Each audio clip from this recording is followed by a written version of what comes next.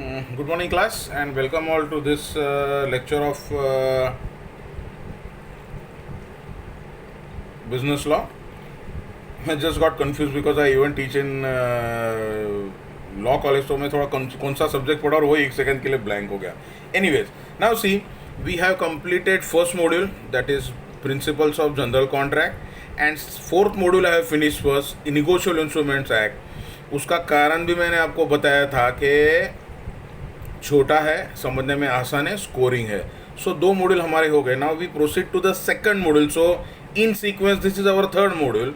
हमको total 4 module करने हैं. So now what remains is the specific contract और स्पेशल कॉन्ट्रैक्ट. आपके मॉड्यूल को इसको नाम दिया गया है contract special contract, that is module number 2.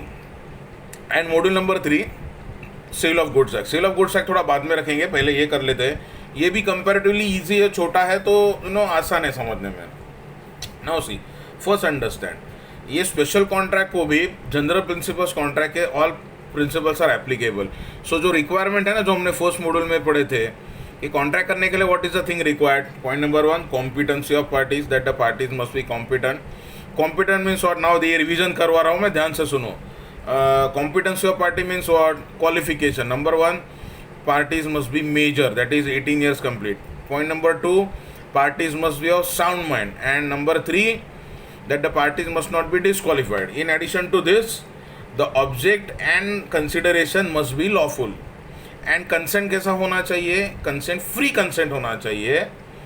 Free consent means what, जो अपने वॉलेंटरी वोल्युशन से दिया आहे, मीन्स अपनी मर्जी से दिया हुआ आहे, त्याला मुक्त संमती म्हणतात मराठीमध्ये. मुक्त संमती म्हणजे सी, तू हाँ बोलने तो तेरे को गोली मारूंगा, तू हाँ बोलने तो तेरे को चाकू दिखा रहा हो, तो जबरदस्ती हाँ बोल, तो ना बोलने का ऑप्शन है ही नहीं. So that is a force consent. तो अगर consent is obtain bye use of coercion, कोई धमकी देके ऑफेंस करने की धमकी देके. देन नंबर 2, अगर कंसेंट ऑब्टेन किया गया है by use of undue influence. Number 3, by fraud. Number 4, by misrepresentation. And number 5, by mistake. तो ये सब चीज़ें आप इसमें देख लो. वॉइडेबल कॉन्ट्रैक्ट कभी होते हैं वो लेक्चर में आपको मिलेंगे. So I will not be repeating it in entirety. So now what I am telling you is this. Now we start with special contract, जिसमें हमको पहले इंडेमनिटी करना है. Now see, understand, general principles of contract are applicable to all other contracts. तो जो भी special contract आता है, जैसे सेल ऑफ गुड्स एक्ट हो, सेल ऑफ लैंडेड प्रॉपर्टी हो, तो अलग अलग लॉ एप्लीकेबल होंगे, लेकिन कॉन्ट्रैक्ट का प्रिंसिपल वैसे ही होगा. कंपनी लॉ, तो कंपनी में आपको शेयर्स खरीदने हैं, मेंबर बनना है. कोऑपरेटिव सोसाइटी, आपको फ्लैट खरीद के मेंबर बनना है, general principles of contract will apply. तो वो सब जगह एप्लीकेबल होंगे. Now see, I start with the second module, that is special contract, जिसमें हम लोग पहले इंडेमनिटी देखेंगे. इंडेमनिटी मीन्स व्हाट, एक किस्म का कॉन्ट्रैक्ट है जिसमें एक पार्टी दूसरे पार्टी को प्रॉमिस देता है. चलो, दो कॉन्ट्रैक्ट पे पार्टीज है, A and B. Now A is promising B कि अगर तुम्हारा कुछ नुकसान हो गया, if you sustain a loss because of any other person, और मेरी वजह से, बाय मी माई सेल्फ और एनी अदर पर्सन, मैं तुम्हारा लॉस भर के दूंगा. इसको बोलते हैं indemnity. Now first let us see what the definition is. Section 124, Contract of Indemnity, a contract by which one party promises to save the other from loss caused to him by the conduct of the promisor himself or by conduct of any other person. तो इसको ही 3 point करना है. Point number 1, contract by which one party promises to save the other. Pictures में load करूँगा. To save the other. Point number 2, from loss caused to him by the conduct of the promisor himself or by conduct of any other person. तो ये 2 point में definition को ये करो, that a contract by which one party, तो एक A B को promise कर रहा है कि अगर तुम्हारा कुछ नुकसान हो गया मेरी वजह से या किसी और की वजह से, मैं वो तुम्हारा नुकसान भर के दूंगा. Now what are the essentials of indemnity. See, there are 6 essentials. Number 1, number of parties. अभी कोई भी कॉन्ट्रैक्ट में 2 पार्टीज तो मिनिमम होनी ही चाहिए. तो यहाँ पे भी है that 2 parties are minimum, are necessary. In contract of indemnity minimum 2 parties are necessary. Number 1, the indemnifier, मतलब जो इंडेमनिटी दे रहा है कि मैं भर के दूंगा, और जो इंडेमनिटी जिसको दी जा रही है वो इंडेमनीफाइड, या इंडेमनीफाइड या इंडेमनिटी होल्डर. सो जो प्रॉमिस दे रहा है वो इंडेमनीफायर, और जिसको प्रॉमिस दिया जा रहा है वो इंडेमनिटी होल्डर या indemnity holder या indemnified. Okay, so minimum two parties in a contract of indemnity, minimum two parties are necessary, namely number one the promisor जो indemnified है, जो promise दे रहा है, and number two promisee जो indemnified या indemnity holder है. Point number two, there must be a loss. ये contract क्या है मालूम है? कॉन्टिजेंट कॉन्ट्रैक्ट है. कॉन्टिजेंट कॉन्ट्रैक्ट मैंने आपको पढ़ाया नहीं, लेकिन बोलता हूँ, ऐसे कुछ कॉन्ट्रैक्ट्स होते हैं विच become applicable only in the event of that particular happening. तो अगर ये चीज़ हो गई तो, तो कॉन्टिजेंट मतलब कैसा होता है कि ये चीज़ हो गई तो तुमको वो दूंगा, वो चीज़ तो ये नुकसान हो गया तो भर के दूंगा. सो कंडीशन क्या है? नुकसान होना चाहिए. अगर नुकसान हो गया तो ही इंडेमनिटी इन्फोर्सेबल हो जाती है, otherwise not. Otherwise that will just be a promise. So number two, there must be a loss. Loss हुआ तो ही एनफोर्सिएबल हो जाएगी. A contract of indemnity becomes enforceable only when there is a loss. The loss can occur by the conduct of the promisor himself or by conduct of a third person. तो वो loss B का ए के वजह से होने दो या सी के वजह से या किसी और की वजह से होने दो, वो भर के ए बी को देगा. Next, third, object must be lawful. अभी देखो, कोई भी कॉन्ट्रैक्ट वैलिड होने के लिए पहला उसका ऑब्जेक्ट लॉफुल होना चाहिए. As it is also a contract, the object must be lawful. If not, it will not be enforceable. तो कोई इलीगल पर्पस होगा, ऑब्जेक्ट इलीगल होगा, तो वो कॉन्ट्रैक्ट वैलिड नहीं होगा. Then next, contracts may be express और may be implied. Indemnifier expressly कभी होता है जब भी वर्ड से बोलता है अरे हाँ मैं करता हूँ, या लिख के देता है. इंडेमनिटी बॉन्ड 200 रुपये के स्टैम्प पेपर पे लिख के देना पड़ता है और उसको नोटरी भी करना पड़ता है. तो रिटर्न में दिया या मुंह से बोला अरे हाँ मैं हूँ ना, मैं देख लूँगा, मैं दूंगा, that is also okay. But कुछ जगह पे राइटिंग में चाहिए तो राइटिंग में देना पड़ेगा. So the indemnifier expressly by words spoken और रिटन, या तो मुंह से बोल के या लिखा हुआ, promises to indemnify the indemnity holder. It is an express contract. On the other hand, if the promise is inferred from the conduct of the parties or from the circumstances, it is to be implied. तो मुंह से बोल नहीं रहा लेकिन वो खाली बोलता है मैं हूं ना, मैं देख लूंगा. So that is implied promise.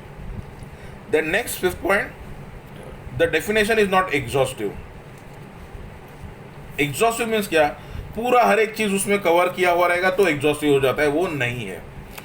Definition is not exhaustive. If one goes strictly by the definition specifically mentions about only one kind of loss, that is loss of account of human agency, while reality में loss कुछ और चीज़ों से भी हो सकता है. Natural events, act of God, तो उसमें क्या आता है? अर्थक्वेक, सुनामी आ गया, अर्थक्वेक आ गया, कुछ और हो गया, तो वो कवर हो गया नहीं होगा, उसके ऊपर वो साइलेंट है. एंड लास्टली 6(1)(c, ये तो अभी हर कॉन्ट्रैक्ट में आएगा, that it must possess essentials of a valid contract. तो essentials of a contract are very very important. So let me repeat, 6 requirement है. Number 1, essential, number of parties 2 होने चाहिए. promisor मतलब indemnifier and promisee means indemnity holder या indemnified. Number 2, there must be a loss. loss होगा तो ही ये contract enforceable होता है, तो लॉस हुआ तो ही मांगो, as good as that. Number 3, the object must be lawful. कोई भी कॉन्ट्रैक्ट में ऑब्जेक्ट लॉफुल होना ही चाहिए. नंबर 4, कॉन्ट्रैक्ट में भी एक्सप्रेस और इम्प्लाइड. एक्सप्रेस या तो मुंह से प्रॉमिस दिया है बाय वर्ड्स, या तो राइटिंग में लिख के दिया है इंडेमनिटी बॉन्ड बना के, या इम्प्लाइड मैं हूँ ना, दैट्स इट. तो इम्प्लाइड से भी कभी कभी काम चल जाता है, लेकिन लॉ में अगर रिक्वायर्ड है कि वो एक्सप्रेस होना चाहिए तो that has to be in writing only. Then definition is not exhaustive. तो डेफिनेशन पूरा नहीं है, खाली कुछ चीज़ें हैं. And 6, essentials of a contract. तो contract of indemnity being a contract, it must possess all the essentials of a valid contract. So these are the requirements of indemnity bond. Next, rights of indemnity holder. तो indemnity holder के कुछ rights होंगे. अगर मैं आपको promise दे रहा हूँ कि तुम्हारा नुकसान मैं भर के दूंगा, तो there are certain rights that you have. So let us see what those rights are. Rights of indemnity holder. When the indemnity holder is held liable to pay damages, then he becomes entitled to recover compensation from the indemnifier. The indemnity holder has a right to recover following things. तो क्या क्या rights है देखते हैं. Number 1, all damages which the indemnity holder was compelled to pay. तो अगर कोई indemnity holder है जिसका कुछ नुकसान हो गया तो उसको जो कुछ भी खर्चा वो नुकसान की वजह से आएगा वो भर के देना पड़ेगा। मैं इसका एक बेस्ट एग्जांपल आपको देता हूँ, पहले एक राइट्स खत्म कर लेते हैं। Number 2, all cost which the indemnity holder was compelled to pay, जबरदस्ती भरना पड़ा, compelled to pay in bringing और डिफेंडिंग अ सूट। तो अगर केस में जाके कुछ सूट मुझे फाइल करना पड़ा या मेरे ऊपर सूट फाइल हो गया, I can take all those expenses, I can recover all those expenses from the indemnity holder, अगर from the indemnifier, अगर मैं indemnity holder हूँ तो। next sorry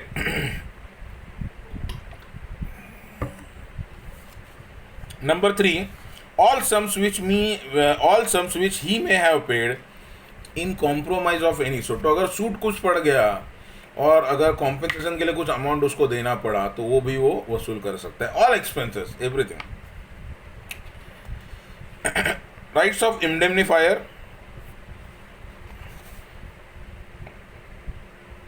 इंडेमनिफायर के बहुत ज़्यादा राइट्स नहीं होते हैं, एक ही होता है कि वो इंडेमनिटी होल्डर का मिसयूज नहीं होना चाहिए।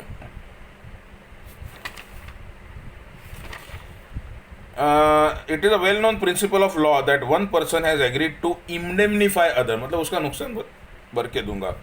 ही will on making good the indemnity be entitled to succeed to all ways and means by which person indemnified may have protected himself और reimburse himself for the loss.